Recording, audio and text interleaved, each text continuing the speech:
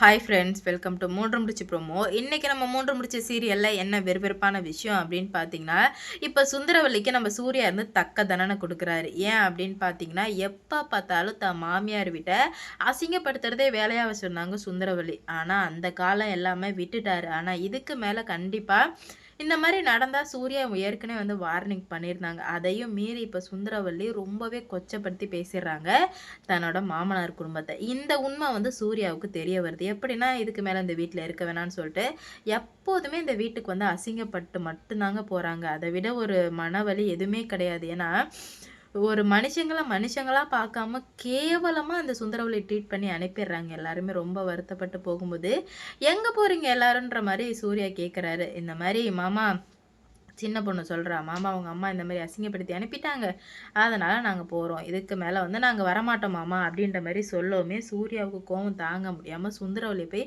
பலார்னு அரைகிறாரு. இதனால் என்ன நடக்க போகுது அப்படின்னு சொல்லிட்டு வெயிட் பண்ணி பார்க்கலாங்க. இந்த வீடியோ பிடிச்சிருந்தா லைக் பண்ணுங்கள், ஷேர் பண்ணுங்கள், சப்ஸ்கிரைப் பண்ணிக்கோங்க மறக்காமல்.